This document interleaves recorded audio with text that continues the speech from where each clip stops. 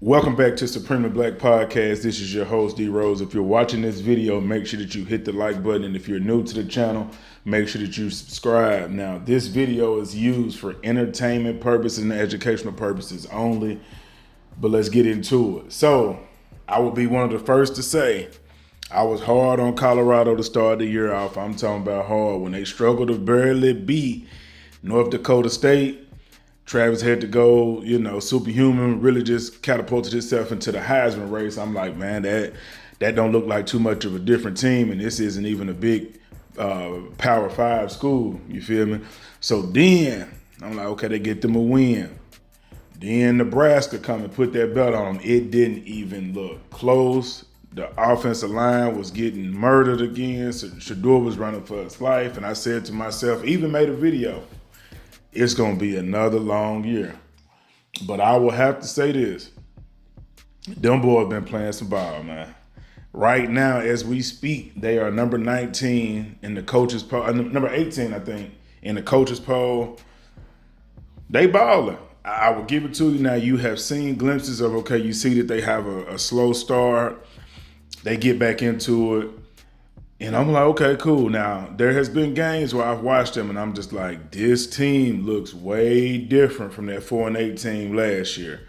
You know what I'm saying? A lot of people had a lot of focus on the Big 12. Apparently, they were supposed to be a better conference. It hasn't been the best conferences, but I honestly think that the college football talent is spread around. You can just look at some of the top teams and how they fall or lose to teams that they probably never would have in the old structure. But now with NIL, recruiting differences, there's a lot of different impacts that goes into those games. So rank really means nothing because it just puts a bigger target on your back. But I think Colorado has handled the noise way better than they did last year. I think last year with all of the hype, I think a lot of the times you've seen them focusing too much on what was going on in the media instead of just putting their head down and grinding. This year at 7-2, 6-2 right now, they handling their business. Last year they finished 4-8, and the year before Prime got there, they was 1-11.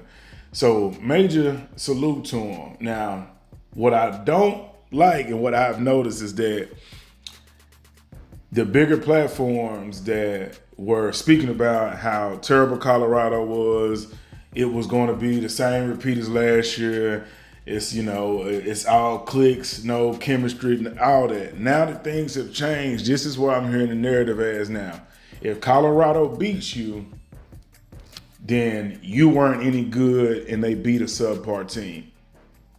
If Colorado gets beat, they're a terrible team that nobody should be watching, and we don't understand why they're getting so much attention, right? They lost to a ranked Kansas State, and they lost to a Nebraska team. Nebraska, I think, just beat them up front, and it was obvious that they still had some opportunities at the line. K-State, that was actually a really good game.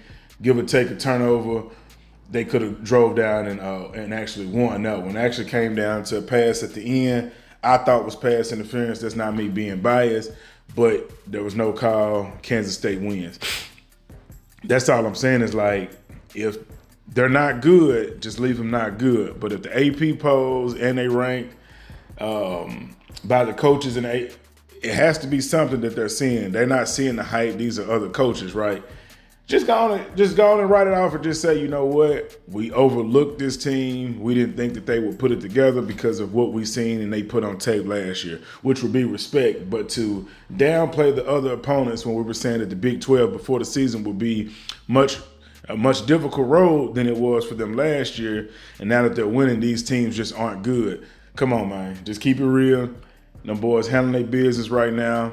Now, at the moment, they control their destiny to make it into the Big 12 championship, and if they win that, they get an automatic bid to the playoffs.